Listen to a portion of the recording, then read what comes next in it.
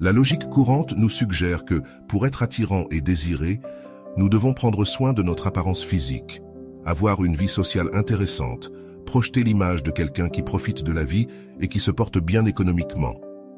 Ce sont les facteurs qui, en théorie, captent l'attention initiale de quelqu'un comme une publicité télévisée accrocheuse. Ces éléments génèrent des attentes chez l'autre personne, la motivant. Tout comme avec de nombreux produits, si ce que l'autre personne trouve ne correspond pas à ce qu'elle attendait, cette fascination initiale peut rapidement s'estomper. Ainsi, le thème d'aujourd'hui est comment devenir une personne désirable, mais nous n'allons pas suivre les méthodes traditionnelles. Au contraire, nous explorerons des approches qui peuvent sembler contraires au bon sens ou inattendues, mais qui peuvent être très efficaces. Mais avant de commencer, je vous serais extrêmement reconnaissant si vous appuyez sur le pouce levé, car cela m'aide à faire connaître cette philosophie à plus de personnes. Si vous ne voulez manquer aucune vidéo, abonnez-vous et activez la cloche. On croit souvent qu'être attirant et posséder certains attributs suffit à maintenir l'intérêt de quelqu'un. La vérité est que, au-delà de ses premières impressions, ce qui accroche réellement une personne, c'est l'expérience qu'elle a en étant avec vous, comment elle se sent en votre compagnie. Si cette expérience est authentiquement enrichissante, si vous offrez quelque chose que les autres ne peuvent pas, alors, et seulement alors, vous pouvez créer un lien plus profond. Il est fondamental de se rappeler que lorsque nous parlons de produits, nous le faisons de manière métaphorique. Dans ce contexte, il ne s'agit pas d'une approche matérialiste, mais de comprendre que dans les relations humaines, ce qui laisse une empreinte durable est la qualité du temps partagé. Il n'est pas possible de créer des moments de connexion authentiques si l'on passe du temps distrait par le téléphone portable. Beaucoup de personnes recourent à leur téléphone comme un mécanisme de défense lorsqu'elles sont nerveuses, pensant ainsi pouvoir mieux gérer la situation.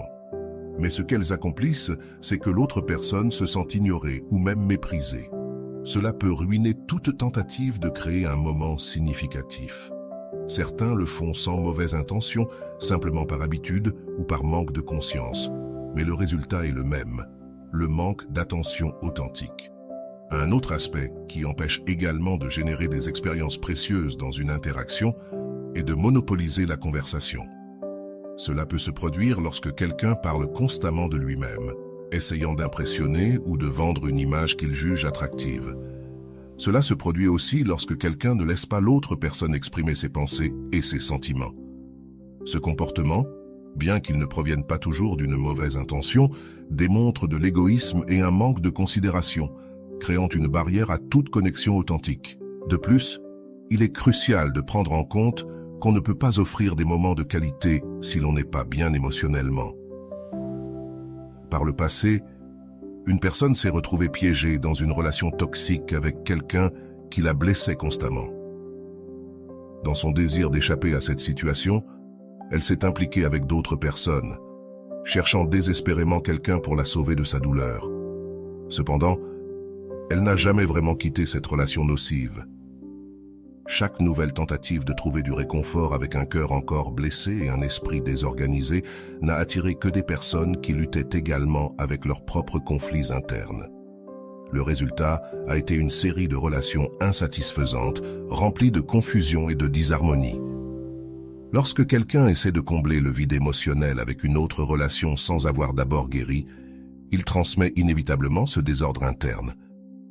Les personnes qui entrent dans la vie de quelqu'un dans cet état, si elles décident de rester, sont probablement également en train de gérer leurs propres problèmes émotionnels. Cela peut donner lieu à des liens malsains ou insatisfaisants. Il est fondamental de comprendre que lorsque l'on ne va pas bien émotionnellement, cet état se projette, même si l'on croit bien le cacher. Bien que quelqu'un puisse sourire, raconter des blagues ou faire semblant d'être heureux, les autres perçoivent, à un niveau plus profond, que quelque chose ne va pas. C'est pourquoi, pour être une personne vraiment attirante et désirable, il est crucial d'être authentique et transparent. L'authenticité permet non seulement d'attirer des personnes qui valorisent également l'honnêteté et la sincérité, mais elle établit aussi une base solide pour des relations véritables et significatives. La clé réside dans le fait de ne pas essayer de paraître quelque chose que l'on ne ressent pas. Lorsque l'on agit depuis un lieu de sincérité, les connexions qui se créent sont beaucoup plus réelles et enrichissantes. Lorsque vous vous présentez comme quelqu'un que vous n'êtes pas réellement ou que vous agissez de manière incohérente avec vos vrais sentiments, ce que vous attirez dans votre vie tend à être tout aussi confus et désaligné. C'est quelque chose que l'on considère rarement, mais qui a un impact énorme sur nos relations et sur la façon dont les autres nous perçoivent. Beaucoup de fois, en rencontrant quelqu'un de spécial, nous désirons tous que cette personne ait des gestes qui nous font nous sentir uniques, qui nous démontrent par des actions simples, comme une note écrite à la main, un appel inattendu ou une photo significative, que nous sommes réellement importants pour elle. Mais comment attendre ces détails si l'on ne se traite pas soi-même comme quelqu'un digne de les recevoir? Cela se reflète dans les petites décisions quotidiennes que nous prenons. Par exemple, si vous n'investissez pas dans votre croissance personnelle parce que vous trouvez trop cher d'acheter un livre qui peut apporter beaucoup à votre vie, ou si vous décidez de ne pas suivre un cours dont vous savez qu'il vous serait bénéfique à long terme parce que vous préférez dépenser cet argent en sortie au cinéma ou en repas rapide, alors vous privilégiez le plaisir momentané au développement à long terme. De même, si le coût d'une salle de sport ou d'un aliment sain qui, vous le savez, vous fera du bien vous semble excessif, vous montrez un manque d'engagement envers vous-même et votre bien-être. Ces petites décisions, qui semblent triviales, sont en réalité le reflet de la façon dont vous vous valorisez. Lorsque vous mettez de côté les soins personnels, négligez votre apparence ou cessez d'investir du temps dans des activités qui vous font grandir en tant que personne, votre énergie et votre estime de soi commencent à diminuer. Passer des heures sur les réseaux sociaux sans but clair ou laisser les jours passer sans apprendre ou grandir peut faire que vous perdez cet éclat unique qui fait que quelqu'un se sente attiré par vous. Tout cela, bien que semblant insignifiant, a un effet profond sur la façon dont les autres vous perçoivent. Si vous ne vous considérez pas comme spécial, difficilement quelqu'un d'autre le fera. D'autre part, il est également essentiel d'identifier ceux qui ne vous valorisent pas vraiment et qui ne sont à vos côtés que par commodité.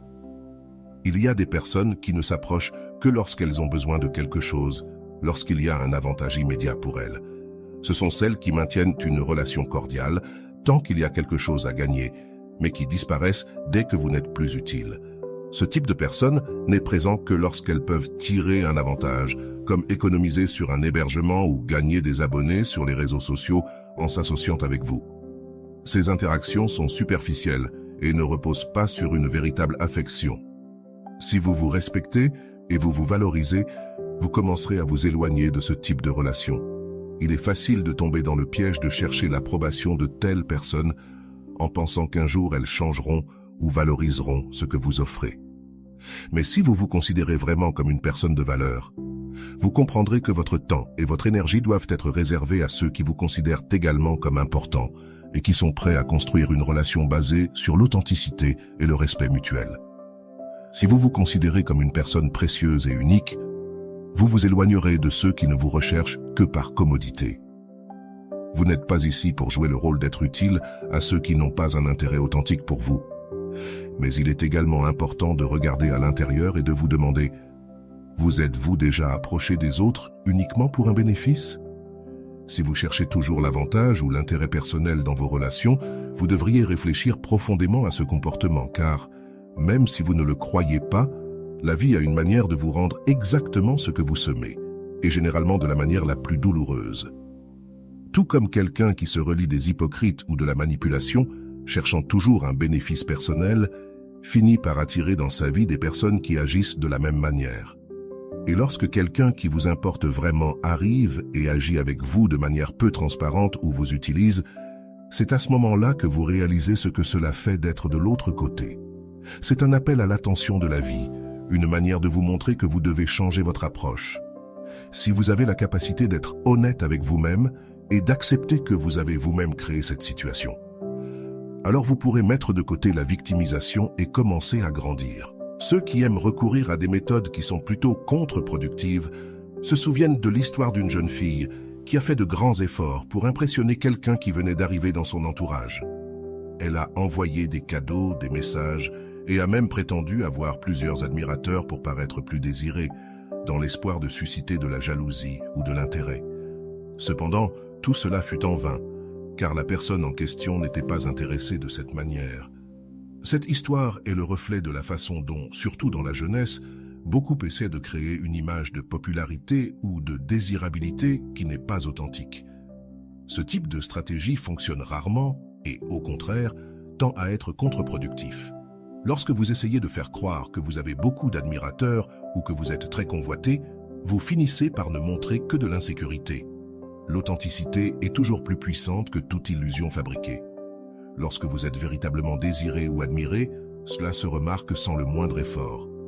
Vous n'avez pas besoin d'inventer des histoires ou d'embellir la réalité. Les personnes qui en valent la peine reconnaîtront votre valeur sans que vous ayez à la démontrer par des jeux. De plus, lorsque vous construisez votre vie ou vos relations sur des bases fausses, vous ne pouvez pas espérer que l'autre personne soit honnête ou authentique avec vous. Si vous projetez une image qui ne correspond pas à qui vous êtes réellement, il est probable que vous attiriez des personnes qui font également semblant ou qui ont leurs propres intérêts cachés. Si vous souhaitez vraiment attirer des personnes qui vous apprécient, l'approche devrait être de travailler sur vous-même de manière sincère, en développant des qualités admirables et dignes d'être appréciées. Les relations véritables se construisent sur l'honnêteté et la transparence, pas sur des illusions ou des manipulations. Lorsque quelqu'un est vraiment précieux, il n'a pas besoin de se convaincre ni de convaincre les autres de sa valeur. Cela se perçoit naturellement. Les connexions authentiques sont beaucoup plus satisfaisantes et durables que toute relation construite sur des apparences. Par conséquent, si vous souhaitez être désiré et apprécié, efforcez-vous d'être la meilleure version de vous-même, sans feinte, sans jeu, en étant simplement vous-même. Pour devenir une personne vraiment désirée, il est essentiel que le fondement de votre attrait soit l'authenticité.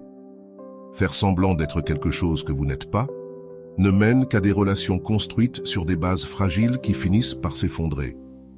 Si tout ce que vous projetez est une illusion, cette tromperie sera tôt ou tard découverte et le résultat ne sera généralement pas positif. C'est pourquoi il est important de se rappeler que ce qui commence mal finit presque toujours de la même manière. Lorsque nous ressentons un profond intérêt pour quelqu'un, il est naturel de désirer son approbation et qu'il nous considère comme unique. Cela n'est pas mauvais en soi, c'est une partie de l'expérience humaine. Cependant, le problème survient lorsque, pour obtenir cette approbation, nous cessons d'être nous-mêmes. C'est une erreur courante qui se manifeste de manière subtile, souvent presque imperceptible. On pourrait être en train de converser et, au lieu d'exprimer simplement une opinion ou de raconter une expérience, on commence à se justifier. Si quelqu'un ne montre pas d'enthousiasme ou d'acceptation pour quelque chose que vous avez fait ou dit, vous vous retrouvez à en dire davantage, comme si vous cherchiez une permission d'être qui vous êtes. C'est un signe clair que vous recherchez une approbation externe de manière malsaine. Cela se produit aussi lorsque quelqu'un critique ou ne partage pas vos goûts. Imaginez une situation où cette personne n'aime pas une chanson que vous adorez. Au lieu de défendre votre goût de manière simple et claire, vous pourriez tomber dans le piège de la justification. Eh bien, cette chanson me rappelle des souvenirs de quand je m'amusais avec un ami. Ce n'est pas vraiment que j'aime ce genre de musique. Ce type de justification ne fait que montrer de l'insécurité et le besoin que les autres valident vos préférences. Au lieu de cela, il faut assumer fermement qui vous êtes et ce que vous aimez. Si cette personne considère vos goûts comme étranges ou ridicules, c'est son problème, pas le vôtre. La clé est de toujours se montrer comme une personne authentique. S'il y a quelque chose que vous aimez ou avec lequel vous vous identifiez, vous n'avez pas besoin de le justifier. Ce que les autres pensent de vous est le reflet de leur propre perception et ne doit pas vous affecter. Nous ne plairons pas à tout le monde et c'est bien ainsi. Une personne peut être considérée comme désirable par beaucoup, mais tout le monde n'a pas besoin de partager cette perception. Cela ne fait que souligner l'importance de ne pas rechercher l'approbation universelle. Il ne s'agit pas de plaire à tout le monde. En fait, c'est impossible. Ce qui importe, c'est de perdre ce besoin constant d'approbation et cette peur que quelqu'un perde son intérêt ou s'éloigne. Lorsque vous vous libérez de ce fardeau, vous trouvez une paix intérieure qui permet à tous de couler de manière plus naturelle et saine. Il est fondamental d'investir en vous-même, non seulement physiquement, mais aussi mentalement et émotionnellement. Cet investissement dans votre croissance personnelle est toujours le meilleur choix. Lorsque vous vous valorisez, vous ne considérez pas comme un sacrifice de consacrer du temps et des ressources à votre propre développement, que ce soit en achetant un livre qui vous enrichit, en vous inscrivant à un cours qui vous apporte de nouvelles compétences ou en prenant soin de votre bien-être physique. Ces actions non seulement vous font grandir en tant que personne, mais vous rendent également plus attractif de manière authentique. Lorsque vous êtes spécial pour vous-même, cette sécurité se projette vers les autres, et c'est précisément cette authenticité et cette auto-évaluation qui attire les bonnes personnes, qui apprécieront qui vous êtes sans que vous ayez besoin de le démontrer constamment. C'est dans cet espace d'honnêteté et de confiance en soi que se construisent les relations les plus satisfaisantes et durables. Ne perdez pas votre précieux temps avec des personnes qui n'apportent rien de positif à votre vie, surtout celles qui cherchent seulement à profiter de vous. Les relations remplies de toxicité ne font que refléter un manque d'amour-propre et d'auto-apprentissage en pratique. L'amour-propre et l'estime de soi sont essentiels. De plus, il est important de réfléchir si vous faites partie de ceux qui se lient toujours en cherchant un bénéfice. Si vous vous rendez compte que vos relations sont basées sur l'intérêt et la manipulation, il est temps de faire un changement profond. La vie a une manière curieuse de vous rendre ce que vous donnez. Quand cette personne spéciale arrivera dans votre vie, elle apportera avec elle la même qualité de relation que vous avez cultivée avec les autres. C'est pourquoi il est préférable de semer avec sincérité, générosité et authenticité, car ce que vous semez est exactement ce que vous récolterez. Le moment idéal pour que cette personne spéciale entre dans votre vie, c'est quand vous n'avez pas besoin d'elle pour vous sentir complet. C'est lorsque vous avez travaillé sur vous-même que vous vous sentez pleinement satisfait de qui vous êtes. Dans cet état, toute relation qui arrivera sera un ajout de valeur, pas quelque chose dont vous dépendez. Et rappelez-vous, le travail personnel est constant. C'est comme s'occuper d'une plante. Attention, soin et parfois ajustement. La plante a besoin d'eau, de nutriments et de lumière pour s'épanouir. De la même manière, nous avons besoin de nous nourrir de bonnes habitudes, de relations saines et d'apprentissage continu pour grandir et prospérer. Ce chemin de connaissance de soi et d'estime de soi est infini. Il n'y a pas de point final où l'on cesse de travailler sur soi-même. Il y a toujours quelque chose à améliorer, quelque chose à apprendre. C'est un processus qui nécessite de l'engagement et de la patience, mais les fruits qu'on en retire sont inestimables. Les relations authentiques et satisfaisantes sont possibles lorsque vous vous présentez tel que vous êtes, sans avoir besoin de manipuler ou de créer des versions idéalisées de vous-même pour plaire aux autres. Il est essentiel de reconnaître que, bien que nous cherchions tous à être aimés et appréciés, nous n'avons pas besoin de sacrifier notre essence pour y parvenir. En cultivant une relation saine avec vous-même, vous devenez un aimant pour ceux qui vous valorisent vraiment et vous apprécient pour qui vous êtes. Ainsi, lorsque quelqu'un de spécial apparaîtra, ce ne sera pas parce qu'il vous manque quelque chose, mais parce que cette rencontre sera une opportunité de partager la croissance que vous avez déjà atteinte. Gardez à l'esprit que l'amour et le respect que vous vous portez se reflètent toujours dans les personnes que vous attirez dans votre vie.